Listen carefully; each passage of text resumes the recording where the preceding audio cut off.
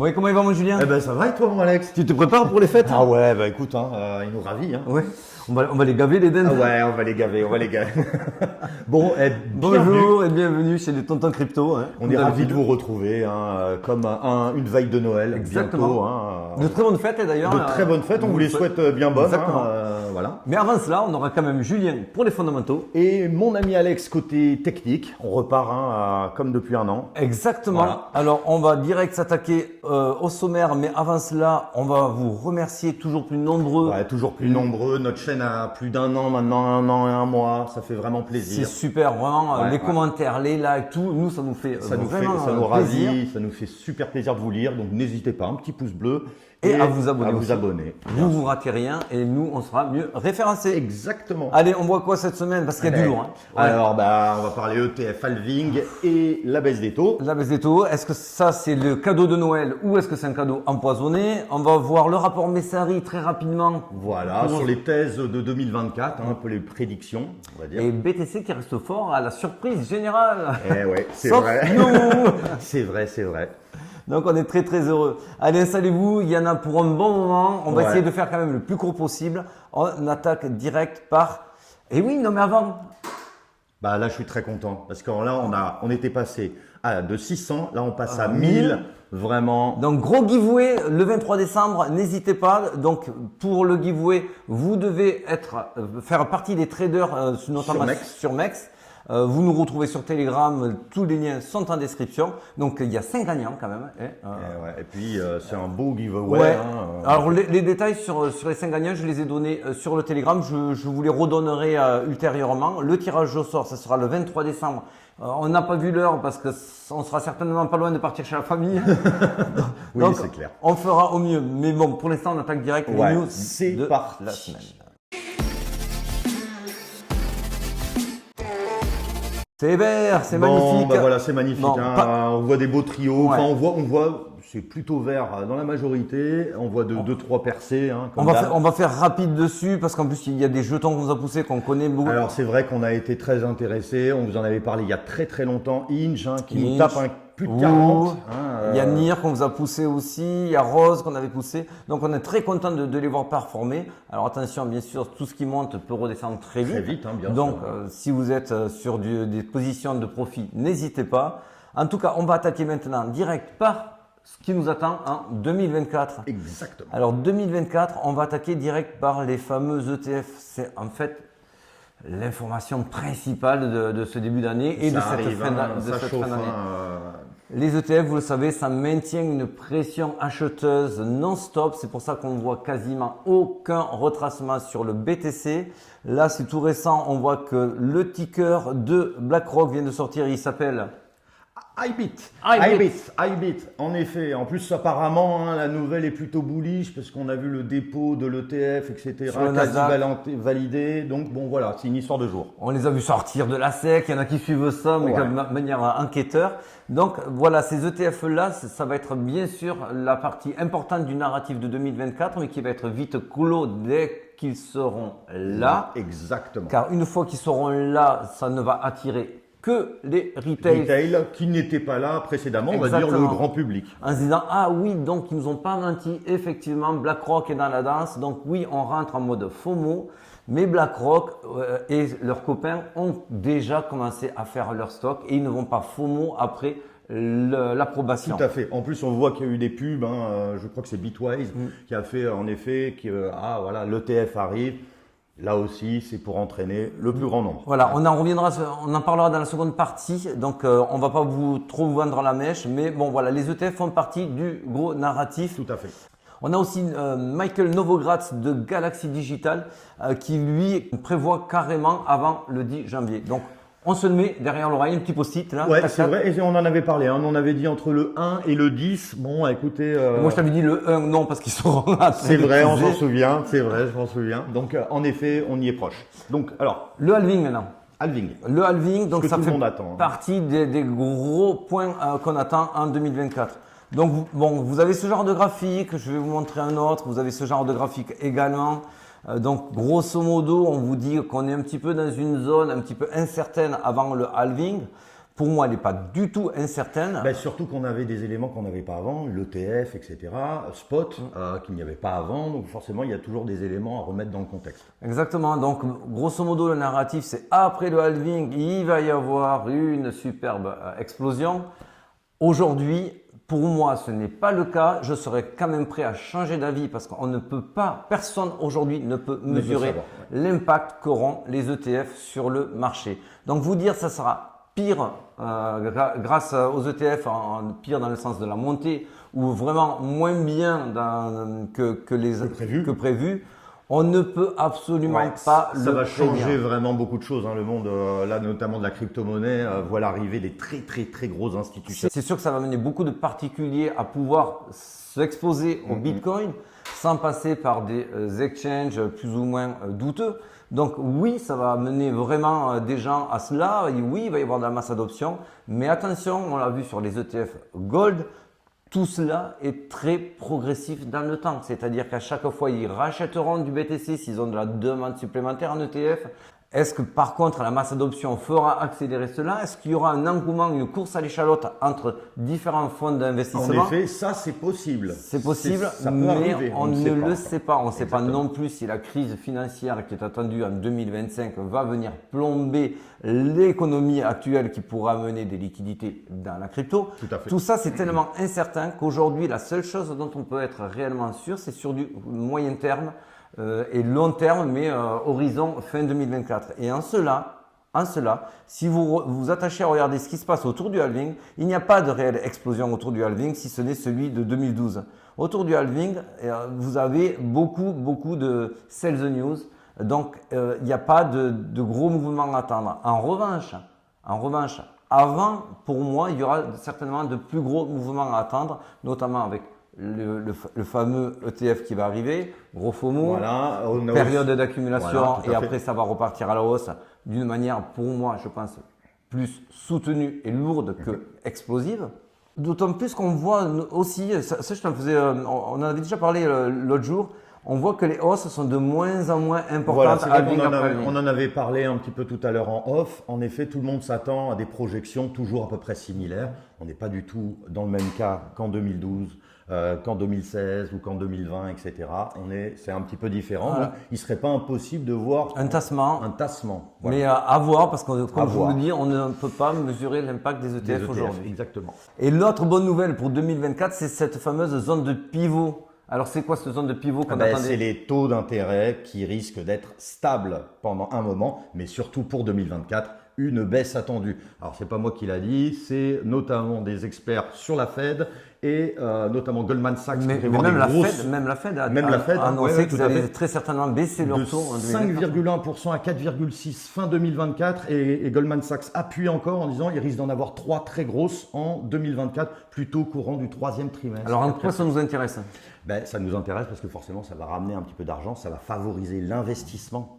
Donc forcément, ça va adoucir le poids qu'il y a sur l'économie. Ça va éclaircir un petit peu la visibilité des investisseurs qui auront moins peur de venir sur les marchés un petit peu dit risk on. Alors en plus, comme on vous a dit juste précédemment, avec le halving, les ETF, ça crée une espèce de petite soupe qui est plutôt très positive. Donc voilà, on voulait vous en faire part. Bien regarder ça, ce qui peut être très positif. Voilà, ça c'était pour 2024. 2024, Messari a fait aussi un très beau rapport. Ouais. Alors on va vraiment passer vite parce qu'on a beaucoup de choses à dire, mais pour résumer, et c'est vraiment Messari, il faut savoir que ça fait partie des grands organismes, comme Pantera. Voilà, c'est pas du Goldman Sachs qui sont intéressés par des prédictions. Eux, ils vont regarder, c'est un petit peu comme Glassnode, ils vont regarder beaucoup le on-chain et ils vont regarder en effet que le Bitcoin est de plus en plus fort. Exactement, c'est ce qui ressort. Voilà, c'est ce qui ressort, vous pourrez le voir. Avec Solana aussi, et surtout le narratif. Intelligence artificielle. Voilà, où ils sont vraiment très bullish là-dessus, parce que ce narratif pourrait permettre à la crypto-monnaie vous le trouverez chez invest.com. On ne va pas vous le passer en détail. On vous invite à le lire. C'est très intéressant. Ça vous donne un petit peu des idées. Mais ça ont rarement tapé à côté. Ouais, ça c'est vrai. Ils ont toujours un petit peu une analyse, on va dire, précise et intéressante. Allez, ça c'est pour la blague. Voilà, joyeux Merry Christmas. Hein, oui, alors ça c'est vrai que celle-là je l'avais pas vu passer, donc pour vous la refaire, hein, on est à quel tome de notre chapitre FTX, bon, on doit être au moins au 20e. Bref, alors qu'est-ce qui se passe chez FTX? Alors FTX, ça y est, bon, on va vous rendre vos cryptos, mais merci. à la valeur équivalente du point le plus bas, hein, puisque... d'accord, pas maintenant. Voilà, donc si tu avais un bitcoin, on ne te rend pas un bitcoin, mais on te prend un bitcoin au moment de la faillite, c'est-à-dire donc le point le plus bas. Hein. Donc 15 000. 15 000, hein, voilà, donc merci, bonsoir. Mais pourquoi vous me rendez pas mon bitcoin? Non, je te rends 15 000. Alors vous comprenez maintenant pourquoi le jeton FTT pump, que Solana aussi pump, puisque FTX en détient énormément. Parce qu'avec des principes de requins comme ils ont, forcément, ceux qui sont encore dans le bateau se disent on va se garder le pactole. Et c'est à peu près ce qui se passe. Oui, c'est vrai. On va finir très vite cette partie parce qu'on ne veut pas faire trop long. On est sur le ETH BTC. Alors ça, c'est vrai que c'est très intéressant. On est sur un gros support de notre ami Ether face au Bitcoin. Alors on le cote pas face à de l'USDT ou un autre stablecoin, on le cote face au Bitcoin. Donc là, on voit qu'un Ether coûte 0,05 Bitcoin. Pourquoi on le cote face au Bitcoin? Parce que c'est là qu'on voit si la dominance du Bitcoin est vraiment en mode super bullish. Est-ce qu'il y a un retournement à avoir? Parce que l'Ether, c'est lui qui va tirer toutes les crypto-monnaies, forcément, hein, tous les L2, les L1, etc., qui sont adossés à Ethereum. Donc Ethereum, on le regarde généralement. C'est très important de le regarder parce que c'est lui qui peut donner la tendance. Exactement. Donc là, on voit qu'on est sur un support vraiment moyen terme assez puissant. Hein.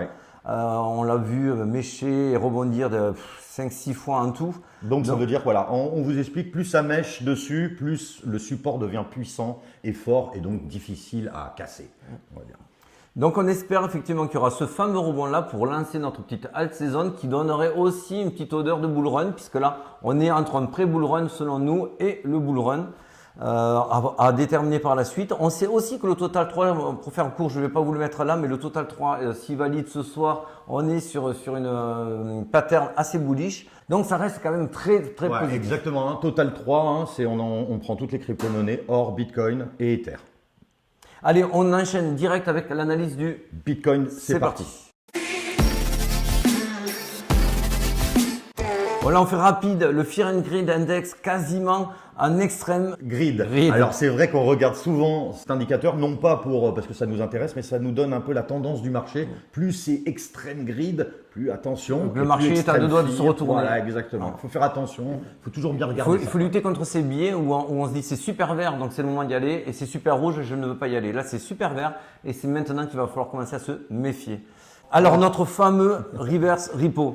Alors les reverse repo, on les voit assez rapidement, c'est le coffre-fort des États-Unis. En gros, ça monte le degré de peur. Plus il y a d'argent dans le coffre, plus le sentiment économique financier est un peu apeuré, et plus ça sort forcément, plus...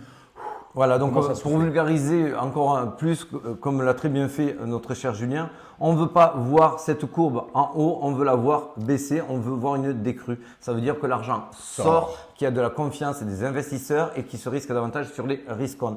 On l'a vu qu'il y en a beaucoup qui arrivent maintenant dans la crypto, c'est pour ça aussi que ça pump, que le BTC pump. Donc tout ça, c'est quand même dans le bon sens. C'est dans le bon sens. Alors, donc du coup, on s'était quitté semaine dernière où on pensait qu'il allait y avoir une première phase baissière. On l'a eu, c'est cette belle bougie rouge, on est en weekly, chaque bougie est une semaine et on a voulu la ravaler, celle d'avant. Exactement, donc on a un joli ravalement en cours. Hein. Donc si vous nous suivez sur Telegram, on vous avait tout marqué à la lettre, donc normalement vous n'avez rien raté. Je m'attends pour ma part à ce qu'il y ait quand même une autre bougie rouge pour venir un petit peu semer la zizanie. C'est pour ça que je reste sur deux phases baissières. On a eu la première. On va attendre gentiment, poliment, la seconde phase baissière pour vraiment se retrouver sur cette zone. Donc là, on est sur une zone où on est en train de sortir des 43 000 pour aller sur la zone des 48 000. C'est cette zone-là qui est capitale, qu'il faut vraiment bien la regarder parce qu'en fait, c'est, on va dire, une résistance désormais long terme. Elle est majeure. Elle est majeure. Voilà. Là, tout le monde, je dis bien tout le monde prendra des gros profits. Ouais, il faut bien regarder cette zone en effet que mentionne Alex du côté des 48. C'est possible qu'on y aille avant les ETF, c'est possible qu'on y aille grâce aux ETF. Il faudra être très vigilant à cela parce que suivant si c'est l'un ou si c'est l'autre, le scénario sera tout autre. Tout à fait. Je m'explique. Pourquoi? Rappelez-vous. C'est vrai, on en avait parlé un petit peu, tu avais fait très bien le C'est mon fil rapprochement. rouge. Ouais, sur le côté de l'ETF Gold. Exactement, analysé. l'ETF Gold de BlackRock d'ailleurs. De BlackRock, oui, tout à fait. Et en fait, vu que c'est l'or numérique, le Bitcoin, on a essayé de le comparer. De le comparer et surtout qu'on était sur du spot. Parce que comparer les ETF, si c'est pas sur du spot, ça sert à rien. Ça sert à rien puisque le spot oblige à avoir un stock en custodial, comme on dit, nos fameux assets. Donc là, l'asset, c'était le gold. Le gold, quand il y a eu l'ETF qui a été accordé, il y a eu quelques jours d'euphorie, puis une grosse phase d'accumulation qui a duré 10 mois. Je mise, attention, bien sûr, si on a des datas contraires, on reviendra là-dessus, mais aujourd'hui, tant que mes datas ne sont pas contraires, je reste sur ce scénario-là, le scénario du pump entre la phase 1 et la phase 2 avec l'acceptation des ETF pour nous avant le 10 janvier. Suite à cela, quelques jours d'euphorie. Oui, on fait venir. Une semaine ou deux, on va voir. On fait venir les retails. Ouais. Bienvenue à la fête. Installez-vous. Merci, au revoir. Prenez un verre. Vous êtes bien dans les montagnes russes. Mettez un petit chèque là, tac tac. Une fois que c'est encaissé, bam. Boom. Voilà, exactement. Alors bien sûr, vous vous souvenez toujours, buy the rumor, sell the news. On va voir si c'est le cas ici. En effet, tout le monde achète en prévision de l'ETF quand il est sorti. C'est bon. Alors là, le sell the news sera surtout le sell the piège, sell the trap quand même, parce que ça sera plutôt cela en soi, parce que la news, elle est achetable. Vraiment, pour le coup, la news, elle est achetable, mais elle a été déjà achetée en amont progressivement. Ouais, on dit elle a été pricée. Voilà, ouais, alors pour les ETF, je l'aime pas trop parce que pricé, ça veut dire c'est un objectif sur des longues et des courts. Là, c'est pas vraiment pricé, c'est que ça a été carrément stocké, acheté. Donc, ils ne vont pas stocker, acheter cela après coup et ils ne vont pas les vendre, contrairement à un pricage où si tu prices un truc, juste quand c'est sell the news, tu le vends. Là, ils vont pas forcément les vendre, ils vont juste laisser le marché s'écrouler, balancer quelques feuilles pour qu'ils puissent restocker derrière progressivement parce que les ETF, je le redis, c'est progressif. Exactement. On ne parle pas de l'annonce et de l'effet pump que ça va avoir, on parle sur du long terme. Sur du très long terme. Les ETF, c'est des produits qu'ils vont acheter au fur et à mesure pour pouvoir les vendre à leurs clients. Ils ne vont pas stocker et se garder des bitcoins en stock si derrière ils n'ont pas la demande. Donc ça, soyez aussi à jour par rapport à cela. On continue. Donc là, j'espère que vous avez bien compris. On continue. Ça, c'était, je vous avais publié ça semaine dernière avec la phase parabolique. Aujourd'hui, rentrer dans le Bitcoin, non. Non. Voyez, il fallait y rentrer avant, ça c'est sûr. Exactement, on est sur du vertical. Les zones où vous pouvez vraiment rentrer, et notamment aussi sur des alts, c'est si on va sur cette zone que je vous ai mis en $, ajouré en dessous. Là, oui, on pourrait, en tout cas, moi, ça va être le cas. Ouais, la chasse au stop, etc., pour aller chercher, on va dire, un petit point, un petit peu plus bas, peut-être vers les 40, exactement, parce que nettoyer un peu, quoi. Là, vous avez des equal low ici qui sont aux alentours des 40 000, un trou dans la value également aux alentours des 40 000. Ça serait pas déconnant d'aller faire un petit saut. C'est pas déconnant du tout, ça serait pas déconnant du tout d'y aller, de s'installer un petit peu, faire douter, faire redescendre le Fear and Greed Index pour par la suite remonter. Sachez en tout cas que tant qu'on n'est pas en dessous de cette barre blanche, de ce support, on n'a pas de raison de s'inquiéter ni de renversement. Et quand bien même on viendrait à mécher sur du 37-38, pour moi, tant qu'on ne s'installe pas de manière longue et construite sous ce support, aujourd'hui, on est... Ça ne change pas. De toute façon, ça ne change pas. On vous l'avait déjà mentionné. S'il y a vraiment une news catalysante, s'il y a vraiment un gros problème au niveau graphique, on sera les premiers à essayer de vous le mettre en lumière. Pour le moment... Alors là, oui. Alors j'ai eu peur, tu sais, comme l'autre fois où on avait fait un tracé, on leur avait dit non, mais le tracé, on vous l'avait fait avant et ça faisait un peu mytho. Donc là, je l'ai envoyé sur Telegram en disant je vous l'envoie avant, comme ça vous verrez. Et notamment sur Telegram, si vous nous avez suivis, on vous avait dit le 19 décembre, qu'il y aurait un petit dump, c'est bien marqué noir sur blanc, petit dump pour liquider les longues. C'est ce qu'on a eu. On s'attendait à avoir un retracement plus fort. Je vous avais donné la zone du 618 Fibo, on n'y est pas allé. Et pourquoi? Parce que là aussi, je voulais signaler un suivant. Il y avait pas mal de shorts qui étaient en train d'arriver, les fundings qui baissaient. Donc pour moi, ça sentait vraiment un rebond important. Rebond que je vous ai signalé ce matin en disant on cherche des calls d'ailleurs pour profiter du rebond de BTC. avec un premier objectif à 43 500. Bon, bah merci. Voilà, tout est dit, hein, la messe est dite.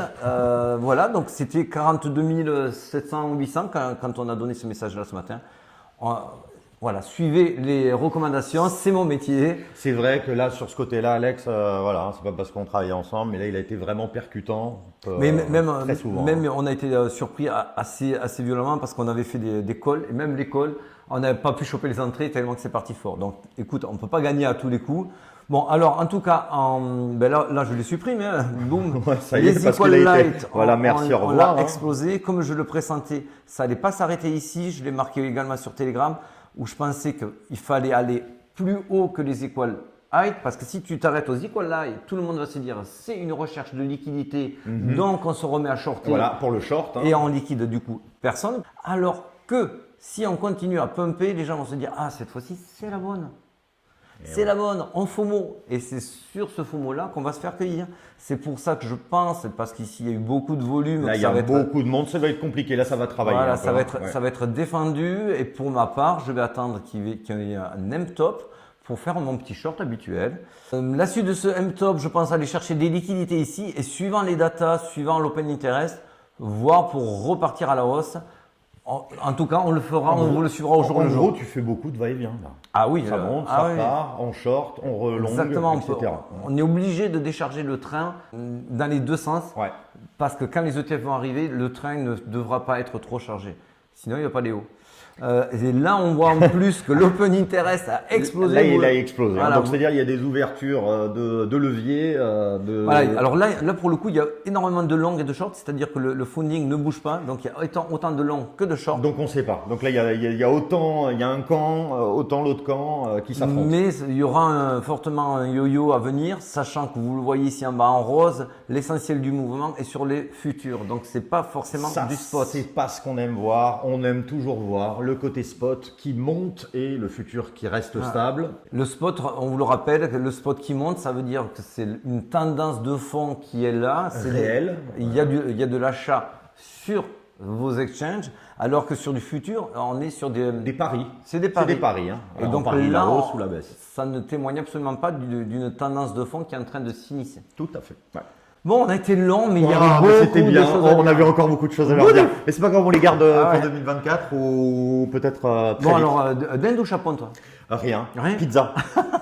Allez, joyeux Noël à vous. Bon, allez, ciao.